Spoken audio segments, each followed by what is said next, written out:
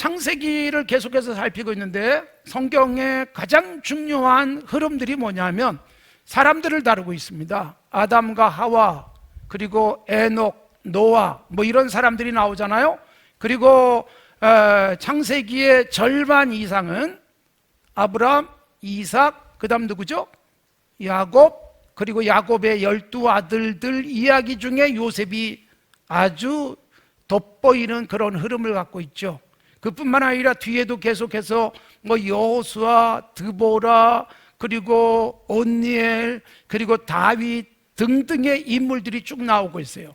하나님께서 성경 속에 인물들을 담고 있는 이유는 뭐냐 하면 우리가 하나님의 말씀의 원리를 가지고 살아보려고 하니까 이걸 어떻게 적용해야 될지 잘 모를 수 있잖아요. 그래서 실제적 사례를 우리에게 보여주는 거예요. 그래서 믿음의 삶이란 어떤 것일까?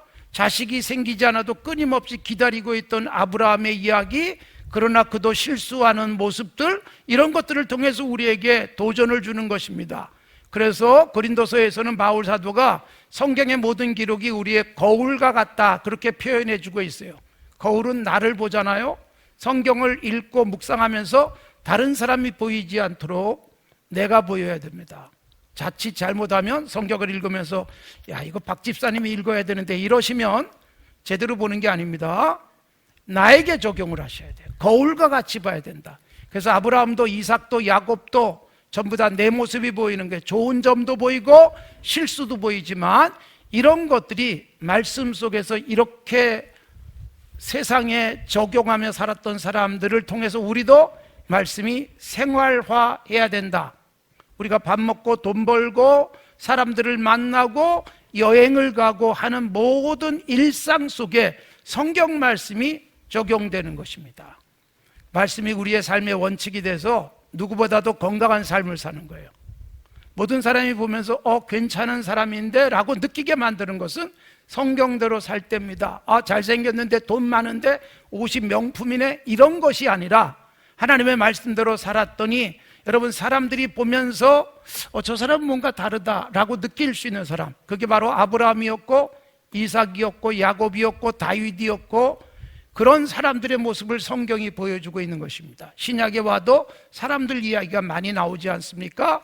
그리고 바울 사도 같은 사람, 베드로 사도 같은 사람, 요한 사도 같은 사람, 또는 아주 유명하지 않지만 바나바 같은 사람, 다비다 같은 여성 등도 보여주고 있는 것은 이들이 말씀의 매뉴얼을 구체화시킨 사람, 성경이 우리에게 주어진 삶의 매뉴얼이라면 이 매뉴얼대로 어떻게 살았는가 실제로 적용하며 살았던 사람들의 모습을 우리에게 기록으로 남겨주면서 닮아가게 하는 것입니다.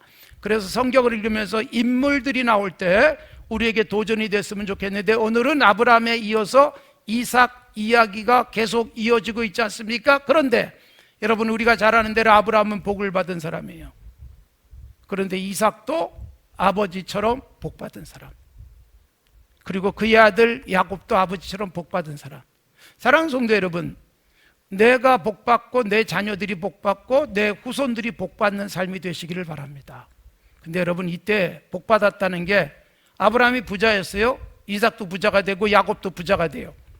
이걸 복이라고 말하지 않습니다. 여러분, 진정한 복은 뭐냐 하면 이 복의 결과로서 풍성해지고 부자가 되고 종이 많고 양과 소가 떼를 이루고, 이것은 복의 결과로 주어지는 것이에요. 그것이 혹시 없더라도 최고의 복은 뭐냐? 여호와 하나님을 섬기며 살아가는 것, 하나님이 내 아버지인 것, 하나님만을 유일한 내가 기댈 만한 분으로 믿고 살아가는 것이 최고의 복인 줄로 믿습니다. 그런 면에서 이 자리에 앉아있는 우리 모두는 복받은 사람입니다. 재산이 얼마나 되는가, 얼마나 세상에서 많은 것을 누렸는가 하고 관계없이 하나님이 나에게 최고의 복의 근원이세요.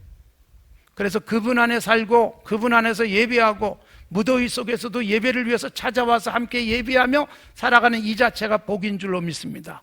복의 열매로 돈도 생길 수 있고요, 하는 일들이 잘 될 수도 있고요, 자녀들을 통해서 웃음도 주실 수 있고, 그런 것이지 그 자체를 복이라고 여기지 마십시오. 하나님이 있는 것 이상의 복은 없는데, 아브라함이 받은 복을 이삭이 받은 복을 야곱이 이어갔다는 말은 뭐냐 하면 아브라함의 하나님, 이삭의 하나님, 야곱의 하나님.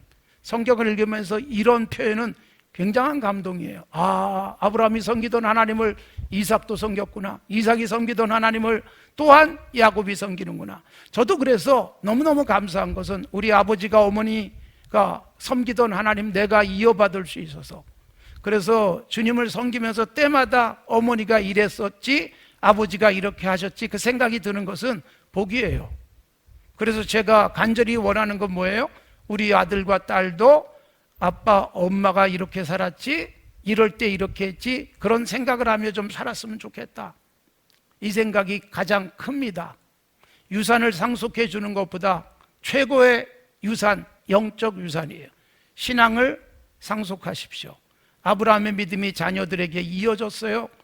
이삭의 믿음이 야곱에게 이어졌어요.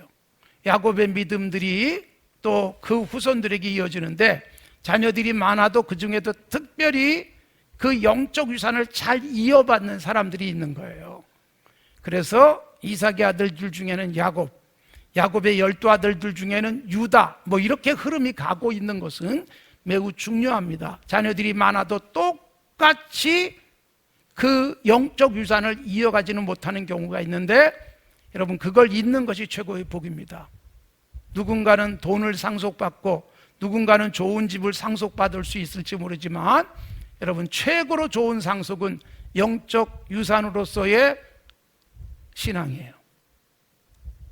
집을 상속받으면 상속세가 나가지만 영적으로 믿음을 상속받을 땐 세금도 내지 않습니다. 하나님께서 가장 안전하고 가장 든든한 우리에게 유산을 준비하기를 원하는 거예요. 그래서 삶을 살아가면서 40년, 50년, 60년, 70년, 80년 살아가는 것은 뭘까요? 내 자녀에게 줄 영적 유산을 준비하는 거예요. 그건 여러분 살아있는 동안 계속해서 보여줘야죠. 아, 이렇게 사셨구나, 이렇게 헌신하셨구나.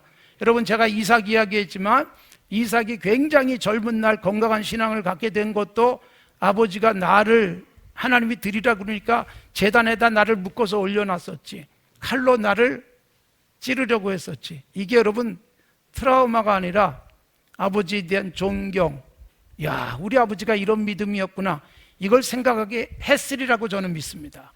그러니까 우리가 자라나는 과정 속에 신앙을 보여주고, 자라나는 상황 속에서 문제가 있을 때마다 기도하면서 잘 견디는 모습을 보여주는 것도 최고의 복이에요. 감사하게도 아브라함의 아들 이삭, 이삭의 아들 야곱, 여러분 대대로 부자로 살았어요. 그런데 그 부를 상속받은 것은 아니다. 하나님을 상속했다. 그래서 아브라함도 부자로 살았지만 이삭도 오늘 본문에 보면 열심히 농사해서 부를 이루어요. 심지어 이삭의 아들 야곱은요, 아버지를 떠나서 외삼촌 집에 가서 살아요. 지팡이 하나만 가지고 갔는데 부자가 돼서 돌아와요. 그러니까 부를 상속받은 게 아니라 하나님을 상속받은 거예요. 이게 복이다.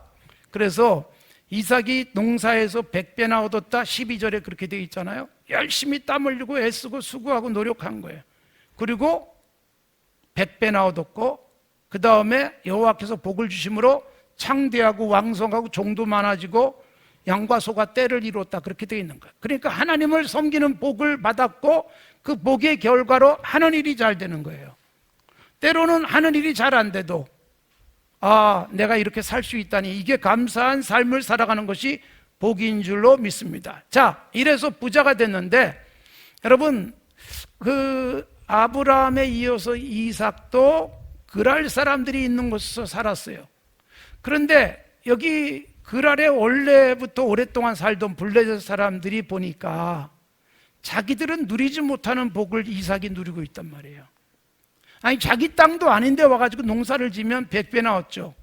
양과 소가 막 떼를 이루죠. 그러니까 그랄 사람들이 시기가 난 거예요.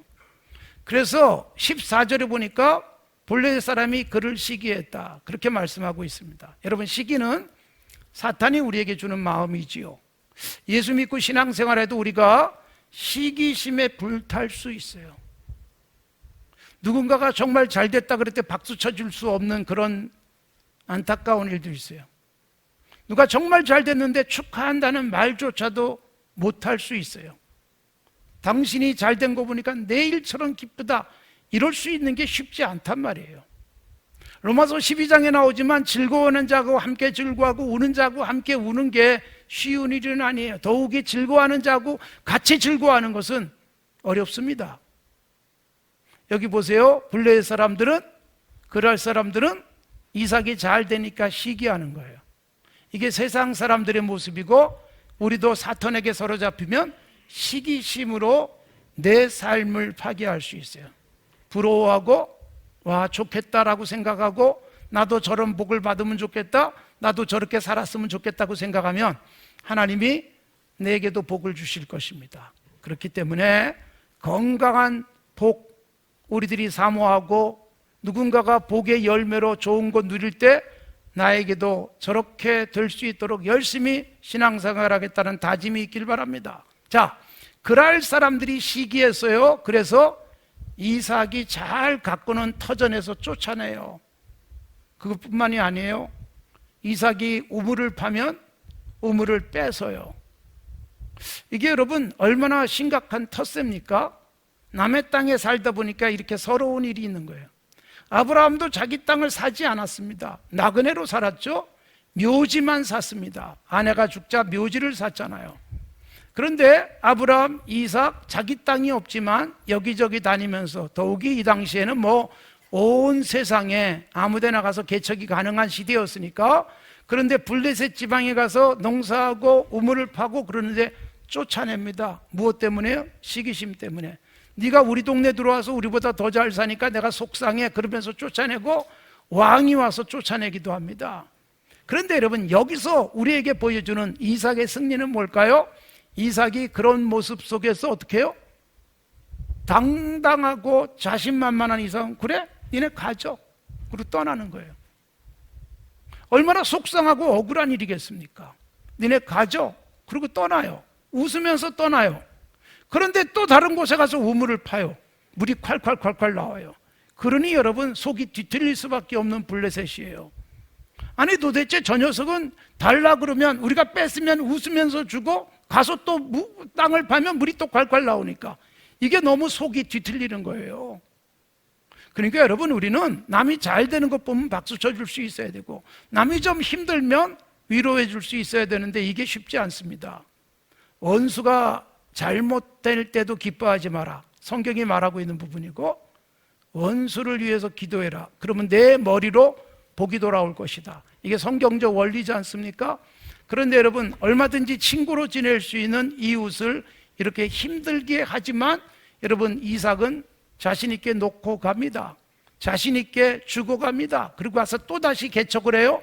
또다시 시작해요. 물이 콸콸콸 쏟아져 나오는 모습. 그래서 사람들이 뭘 느껴요? 와, 우리하고 다르네. 우선 여러분, 뺐는데 싸우자고 달려들지 않는 이삭이 다르다고 느껴진 거예요. 그리고 우리에게 주고 떠났는데 가서 또 샘을 파면 물이 콸콸 나오는 모습 보면서 저 뒤엔 분명히 뭐가 있구나라는 생각을 한 거예요. 그래서 아비멜렉이 군대 장관을 데리고 와서 계약을 맺자고 하는 모습이 오늘 본문에 나오는 거예요. 우리가 읽지 않은 부분에도 또 나옵니다. 아비멜렉 블레셋의 왕이, 그랄의 왕이 군대 장관을 데리고 와요. 여러분, 군대 장관을 데리고 왔다는 말은 무슨 말이냐면 군대가 있었다는 얘기예요. 총사령관을 데리고 오는 거예요. 왜 군대 장관을 데리고 왔을까요? 와서 조약을 맺자, 타협을 하자 그러는데 이게 무슨 모습일까요? 한편으로는 위협이에요. 말 안 들으면 가만 안 둬. 우리 군대에 있어, 그 말이에요. 이삭은 군대가 없잖아요.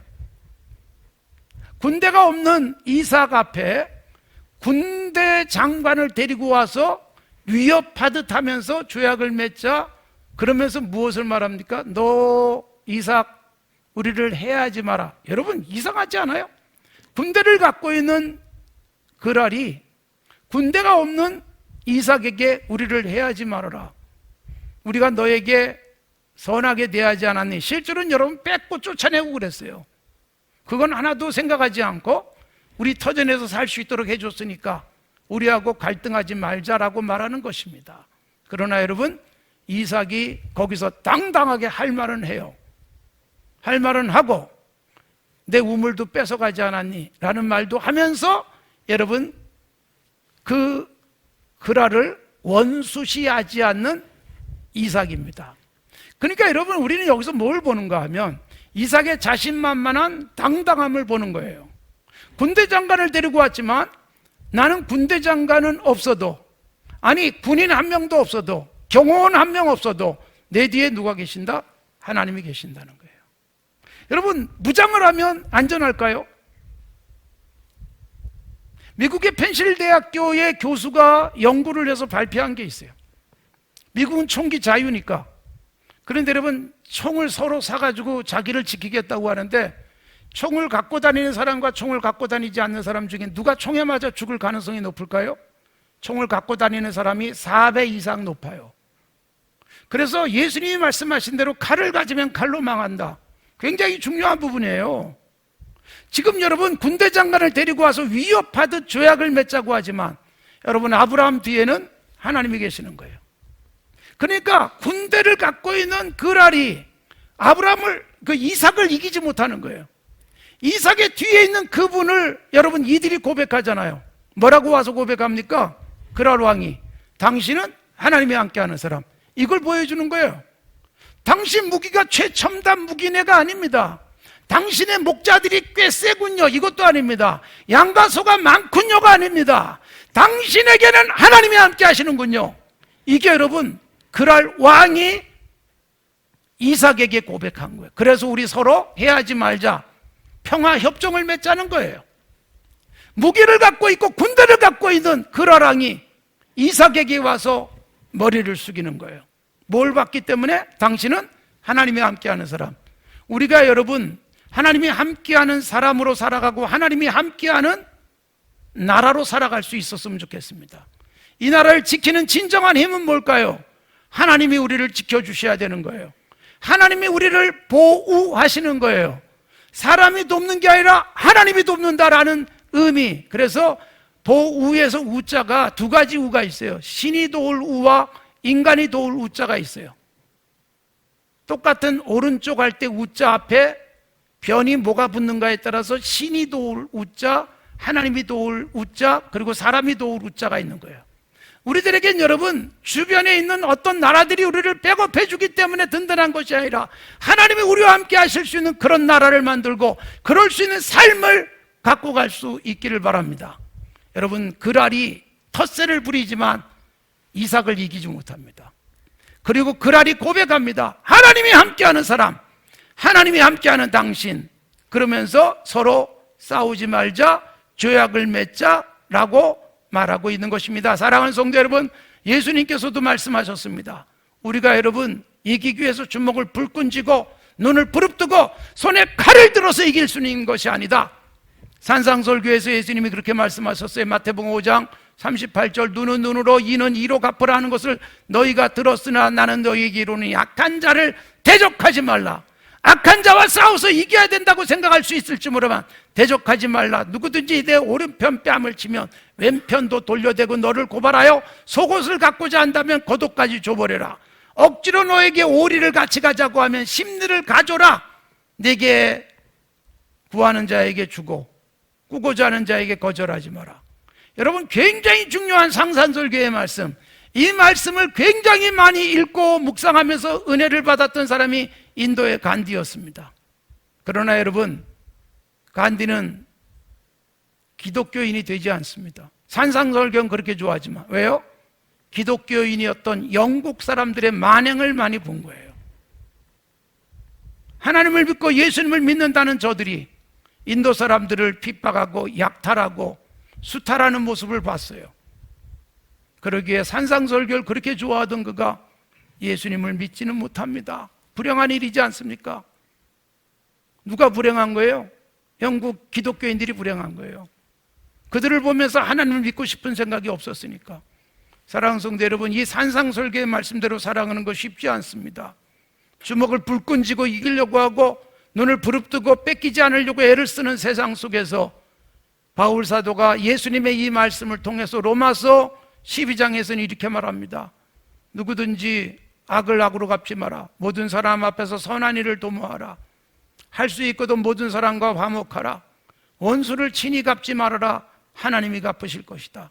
원수가 줄이면 먹여라, 목마르고도 마시게 하라. 여러분, 도무지 이해할 수 없는, 원수를 잘 먹이고 마시게 해가지고 원수가 나를 치면 어떡하겠어요? 그런데 여러분, 하나님이 이기게 하실 것이다. 그래서 우리가 이길 수 있는 것은 선으로 악을 이기는 것이다. 여러분, 이삭의 당당하고도 자신만만한 것은 무기가 많았기 때문이 아닙니다. 종들이 많았기 때문이 아닙니다. 재산이 많았기 때문이 아니라 내 뒤에서 든든하게 백업해 주시는 하나님이 계심을 그는 믿었고, 그런 모습을 이방 사람들이 보면서 우리는 저 사람 이기지 못해라고 생각하고 찾아와서 화해하자고 하는 것입니다. 사랑하는 성도 여러분, 우리가 이 세상을 살아가면서 진정으로 승리할 수 있는 비결, 내 뒤에 계신 그분을 바라보시기 바랍니다. 이삭에게 우리를 해하지 말아달라, 오히려 이렇게 사정하는 그랄 왕, 해하면 그랄 왕이 해야 할 텐데 오히려 그랄 왕이 아브라함에게 부탁하는 겁니다. 우리를 해하지 말아달라. 여러분, 이 이삭 속에 뭐가 있나? 이걸 아는 거예요. 우리가 살다 보면 저 사람 속에 뭐가 있지? 돈도 없고 뭐 백도 없는 것 같은데 어떻게 저렇게 당당하지 싶은 사람이 있는 거예요. 속에 뭐가 다른 거예요. 일제강점기에, 여러분 3.1운동 당시에 우리나라의 기독교인은 2천만 국민 중에 22만 명밖에 되지 않았지만 이들의 기도가 여러분 놀랍게도 이 땅에 복이 되어졌다는 것을 놓치지 마시기 바랍니다. 우리를 해할 수 없도록 지켜주시는 분은 하나님인 줄로 믿습니다. 이삭을 지켜주신 하나님이 우리를 지키실 것이고, 이삭에게 자신만만하게 해주셨던 하나님이 우리도 당당하게 세상을 향해서 용기 있게 나가게 하실 줄로 믿습니다. 자, 예수님이 하신 말씀 생각해 보십시오. 온유한 자는 복이 있나니 그들이 땅을 찾아올 것이다. 땅을 기업으로 받을 것이다. 시편 37절의 37편의 말씀을 그대로 인용하고 있는 것과 다르지 않습니다. 힘이 세고 무장을 한 자들이 땅을 차지하는 것이 아니다. 온유한데 땅을 차지한다. 왜요? 온유하면서 하나님을 의지하는. 온유가 뭐냐? 하나님만을 의지하기 때문에 내가 주목 주지 않습니다. 하나님만을 바라보기 때문에 내가 눈을 부릅뜨지 않습니다. 여러분, 이 땅에 이 말씀대로 되어진 것을 보십시오. 맹수들은 다 멸종 위기 속에 있습니다. 그런데 초식동물들이 번성하잖아요. 너무 번성을 많이 해가지고 개체수를 줄여야 되는 상황들이 생겨나고 있는 것입니다. 온유한 자가 땅을 차지한다, 번성한다, 땅에 가득할 것이다 라고 하는 주님의 이 말씀, 성경에 우리에게 주시는 말씀, 여러분, 우리는 하나님이 나와 함께 하신다는 이 자신감 갖고 온유함 속에서 승리하십시오. 주먹을 불끈 쥐지 않지만, 손에 칼을 쥐지 않지만 오히려 승리하는 그 삶, 이것이 그리스도인들에게 요구되고 있는 삶이고 이삭을 통해서 우리에게 주시고 있는 생명의 원리입니다. 사랑하는 성도 여러분, 우리는 예수 그리스도 안에서 이길 것입니다. 여러분, 주님을 바라보며 기도하는 성도들 때문에 일제강점기에서도 살아남게 하셨고, 전쟁 중에도 살아남게 하신 것은 미국이 아니고 유엔군이 아니고 하나님이 함께 하신 것을 믿었던, 그러면서 간절히 기도했던 사람들이었던 것임을 놓치지 마시기 바랍니다. 여러분, 우리나라가 부산 지역 겨우 남아가지고 낙동강 방아선에서 피눈물을 흘려가면서 싸우고 있을 때 부산에 모여서 기도했던 성도들이 이 땅을 살린 것이고 하나님이 개입해 주신 것입니다. 당당하게 삽시다. 자신만만한 삶을 삽시다. 주먹 불끈 쥐고 살지 말고 온유한 우리의 얼굴로 이 땅에서 진정한 승리자의 삶을 드러낼 수 있기를 바랍니다.